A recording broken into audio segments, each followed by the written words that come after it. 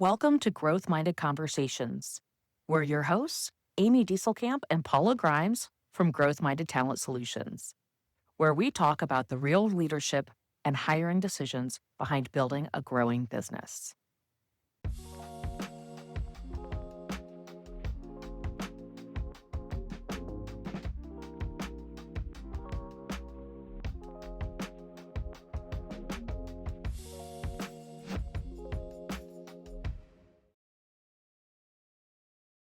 Welcome back, everyone, to Growth Minded Conversations. My name's Amy, and I'm here with my business partner, Paula Grimes. How are you doing today, Paula? I'm doing great. All right. So last week we had a really great conversation around expectations and the soft skills of everyday communication and living in each other's spaces. This week we want to focus on the second half of that conversation with a new team member and talking about the actual job and making sure that we're all on the same page for what their job's going to be as they're starting on day one. I think one of the biggest things is if this is a new position you've created, right? You've never had this position before. You want to really have created a job description.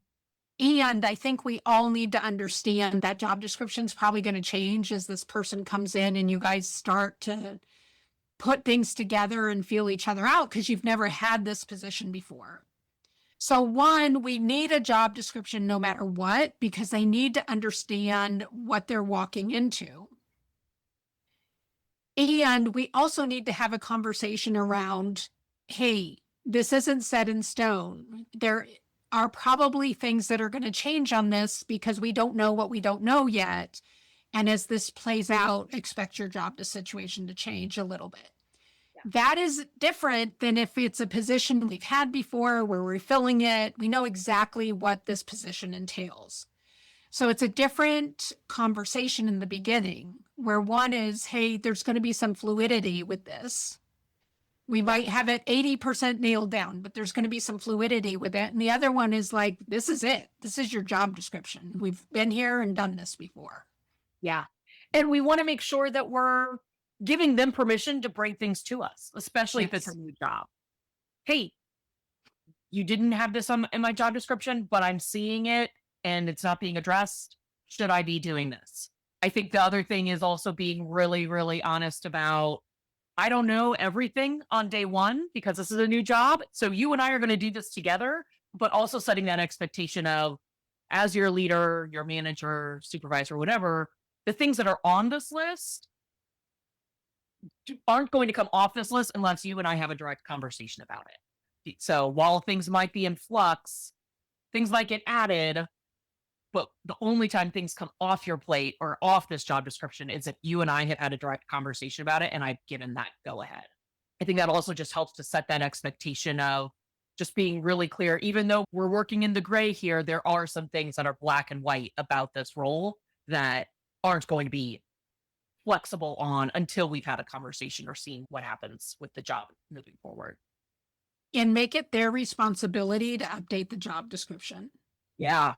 It's not your responsibility. Make it their responsibility because they know the ins and outs of what they're doing way better than you do. But second of all, they need to own it. So by them saying, hey, this is my job, that's transferring the ownership to them.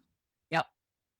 So when you sit down with a new employee and you're going over the job description, are you going line by line over it with them? How does that look in this conversation? Yes, because prior to this, we've had bigger conversations, right? This is the general role. That's what we've talked about during the interview. Like now it's a line by line. Let's talk through all of this. If it's a position we've had before or they have experience in the position, the conversation is going to look different than if they've never held this position, like this is new to them, and or we've never had somebody in this position. Those two conversations look very, very different. One is going to be much quicker. It's going to be maybe a higher level, where one is going to be more in the weeds because one or both of you don't really know what each item is. It's not that we're training the item, but we're talking about the item in the moment. Yeah. And giving context, right? Why is this important? when would I expect you to handle this? Or who will you go to get trained on it? Things like that too. Yeah. And then we ask them some digging questions, right? So it's not just a one-way conversation where I'm reading the job description to them and they're sitting there and nodding. We want some feedback from our new hire at this point. Yeah. What are your thoughts? What are your concerns? Where do you see that you might need some extra help? Where might you see challenges? What do you think you're going to excel at? What do you think is going to come easiest for you? All sorts of questions as you go through this so you can really get a feel for where they believe they are in that moment. Yeah.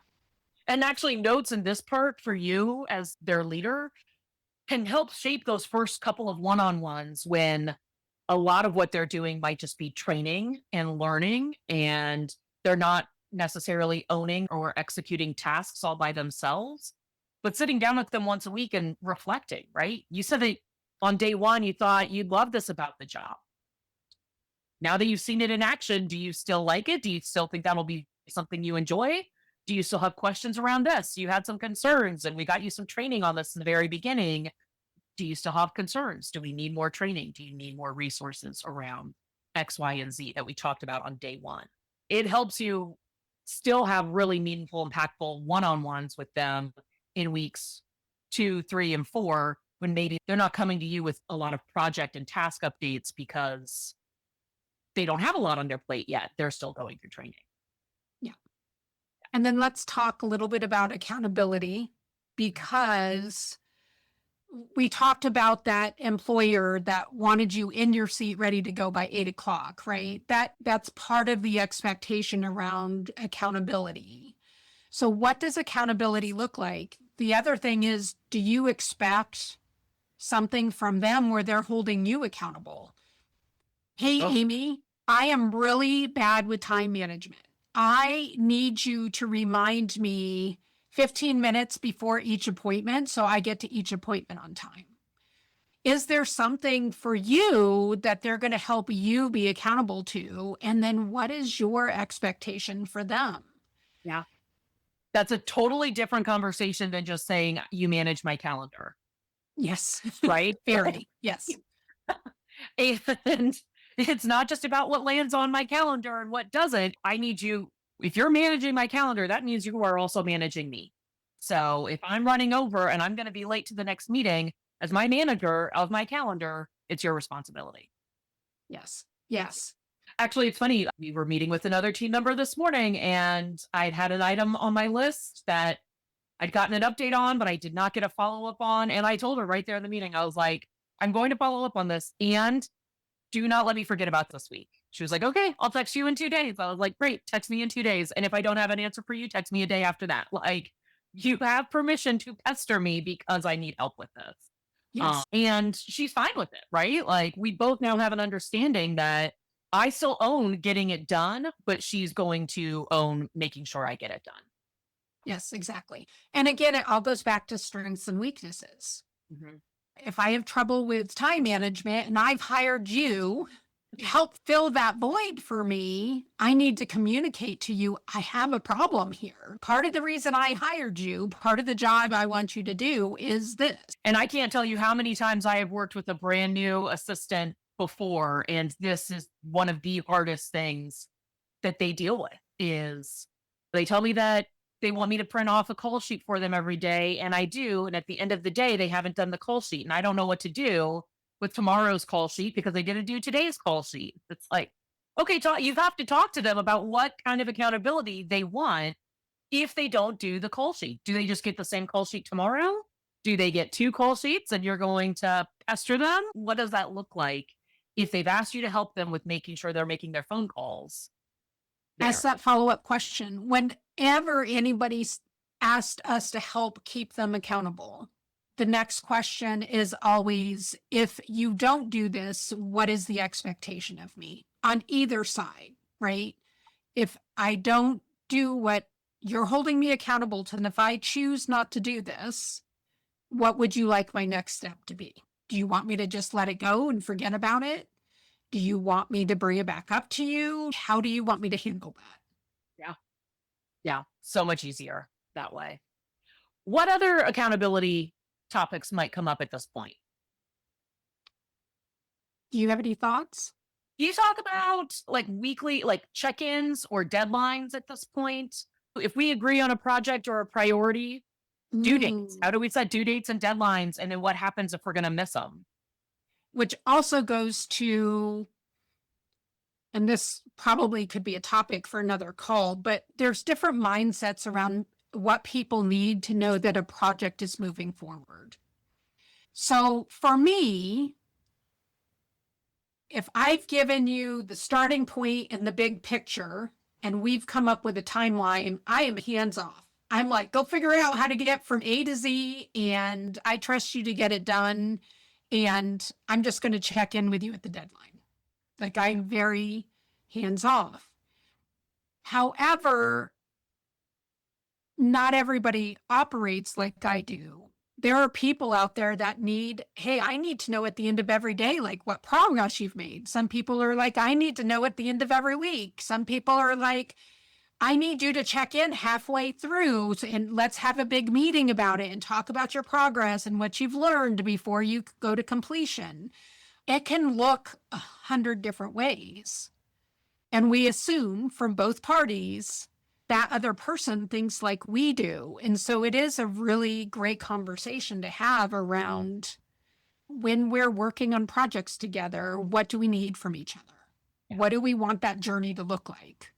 Yeah. Because I can't tell you how many times I've, even myself as a stakeholder, we get so busy and then we look up and we're like, we have not talked about that in 30 days. Where is that? Right. And then your next unconscious thought is nothing's happened with it. If I haven't heard about it, nothing's happened. And that's 9 times out of 10, that's actually not true. Right. Yeah, it's not completed yet.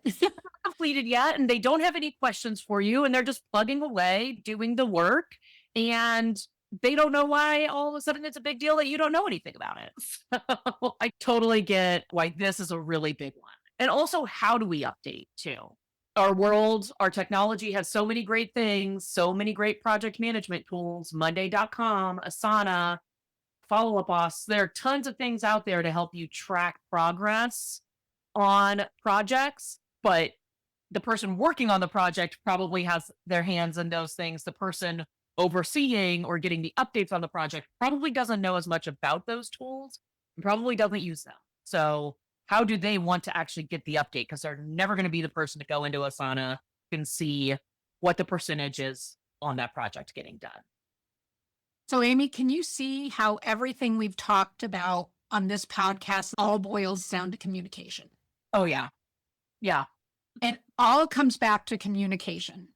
Being really, first and foremost, being really honest with yourself.